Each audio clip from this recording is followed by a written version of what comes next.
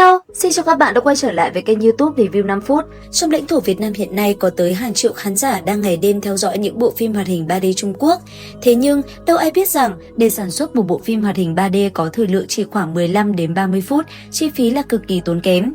Tuy nhiên, chưa bao giờ nhà sản xuất lại tiết lộ công khai. Điều này cũng bởi chi phí sản xuất chính xác của từng tập phim thường là bí mật thương mại, được các studio và nền tảng phát hành bảo mật rất nghiêm ngặt. Dù vậy, dựa trên các báo cáo của ngành công nghiệp hoạt hình Trung Quốc, công nghệ cốt lõi mà các studio sử dụng như NC5, công nghệ motion capture và độ phức tạp của tài nguyên, kênh YouTube Review 5 phút đã tổng hợp bảng ước tính chi phí cho một tập phim tiêu chuẩn khoảng 15 đến 20 phút thời lượng thực. Dưới đây là danh sách chi phí ước tính được xếp hạng từ thấp tới cao để bạn tiện theo dõi. Các bạn xem bộ phim mình yêu thích có ở trong này không nhé? Cái tên đầu tiên mình muốn nhắc tới đó chính là Thần ấn Vương tọa. Bộ phim này được sản xuất bởi Thần Mạn và đã kết thúc trong tháng 4 vừa qua. Với bộ phim này, mỗi tập phim tiêu tốn khoảng 1,1 đến 1,2 triệu nhân dân tệ. Đây là một con số khá khiêm tốn so với những bộ phim siêu phẩm đúng không nào các bạn? Tiếp theo, một cái tên mình muốn nhắc tới nữa đó chính là Thế giới hoàn mỹ. Thật bất ngờ, bộ phim siêu hot từng tàn phá màn ảnh nhỏ một thời khi sở hữu đồ họa bắt mắt và lôi cuốn, vậy mà một tập phim chỉ tiêu tốn có 1,2 đến 1,5 triệu nhân dân tệ mà thôi. Đây là một ví dụ điển hình cho những dự án có nguồn vốn lớn nhưng chất lượng lại không thực sự ổn định. Khán giả có thể được chiêm ngưỡng những cảnh chiến đấu bùng nổ với kỹ xảo rực rỡ, nhưng đôi khi lại vấp phải tình trạng sụt giảm hình ảnh hoặc biểu cảm nhân vật thiếu tự nhiên. Nguyên nhân chính là do mô hình thuê ngoài, việc giao các tập phim cho nhiều đội ngũ khác nhau với trình độ không đồng đều đã dẫn đến chất lượng tổng thể bị lên xuống thất thường. Hơn nữa, có những thời điểm cả ekip sản xuất Thế giới hoàn mỹ có chỉ hơn 20 người, bởi vậy chi phí sản xuất tối ưu cũng là điều đương nhiên. Kế tiếp, cái tên này mình nói ra chắc các bạn phải rất bất ngờ, đó chính là Thương Nguyên Đồ. Mặc dù chất lượng đồ họa vô cùng bắt mắt, combat mãn nhãn, thế nhưng Thương Nguyên Đồ chỉ tiêu tốn rất ít, chỉ khoảng 1,5 triệu nhân dân tệ mà thôi.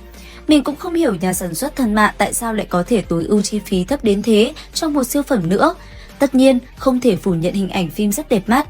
Song, độ tinh xảo của mô hình 3D và sự phức tạp của bối cảnh vẫn chưa thể sánh ngang với các siêu phẩm top đầu. Có lẽ đây chính là lý do mà Thương Nguyên Đồ có thể tối ưu được chi phí sản xuất. Tiếp theo, một cái tên không ngờ tới một tập chi phí sản xuất lại thấp đến như vậy, đó chính là Tinh Nghịch. Khi tìm hiểu, mình cũng sốc các bạn ạ. Thật không tin được, cái tên đình đám đang chiếm trệ ở top 1 bảng xếp hạng hoạt hình 3D do nhà phát hành Tencent công chiếu lại có mức chi phí sản xuất mỗi tập chỉ khoảng 1,5 đến 1,8 triệu nhân dân tệ. Thật không hiểu nhà sản xuất chú Mộng đã làm gì để có thể đưa Tinh Nghịch lên tầm cao mới như vậy nhỉ? Phải biết rằng, trong dòng phim tiên hiệp, dự án Tinh Nghịch từng nổi tiếng là có kinh phí khá eo hẹp.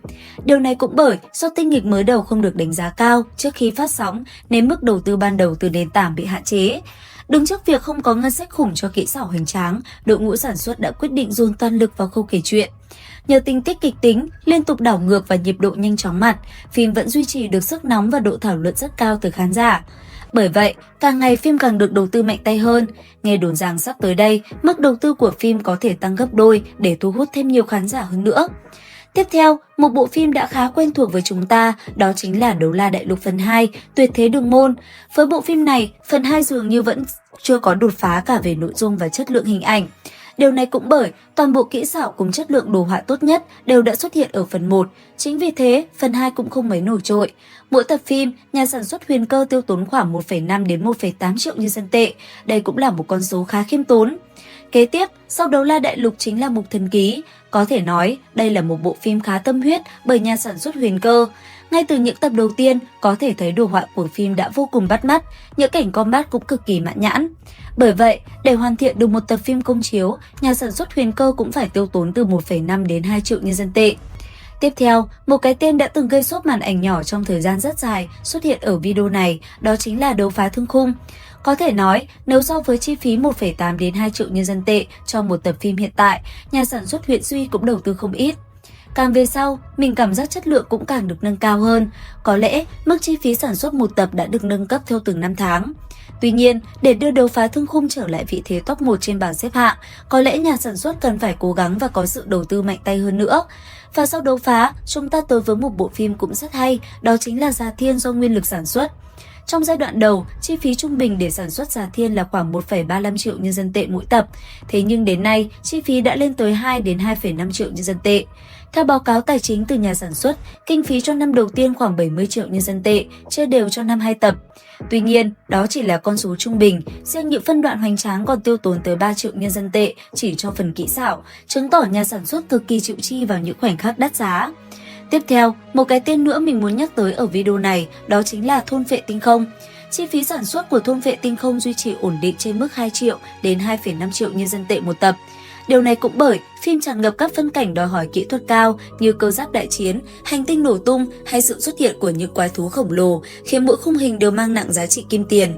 Là dự án trọng điểm của nhà Huyền Cơ, tác phẩm này đã được đầu tư hơn 80 triệu nhân dân tệ chỉ riêng trong năm 2023. Nhờ có dây chuyền sản xuất công nghiệp hóa hoàn thiện, phim đạt được hiệu suất chi phí rất cao, mang lại hình ảnh chất lượng và ổn định so với nhiều dự án cùng ngân sách. Và kế tiếp, một cái tên vô cùng đình đám trong các group thảo luận xuất hiện ở video này, đó chính là Phàm Nhân Tu Tiên. Bộ phim này được sản xuất với chi phí dao động từ 2 triệu nhân dân tệ ở các tập thường và có thể vọt lên 3 triệu nhân dân tệ ở những tập cao trào.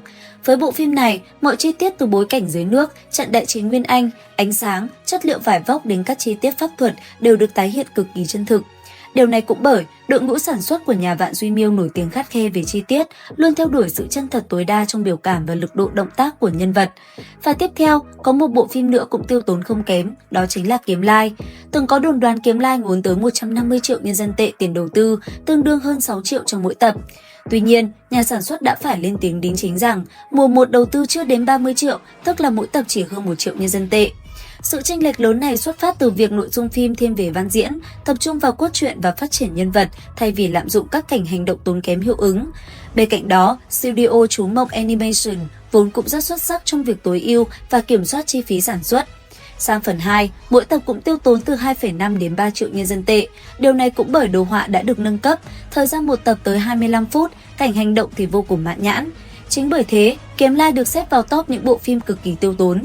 Thế nhưng chẳng ai ngờ được, ngôi vương của sự xa xỉ thuộc về mùa 2 của Linh Lung được giới chuyên môn ước tính ngốn tới 5 triệu nhân dân tệ mỗi tập. Đây thực sự là một kỷ lục đáng kinh ngạc. Bộ phim được sản xuất theo bộ tiêu chuẩn khắt khe của điện ảnh, mang lại độ chân thực đến mức khán giả có thể nhìn rõ từng lỗ chân lông trên da nhân vật. Thậm chí, vải vóc và bối cảnh đều được xử lý hoàn hảo.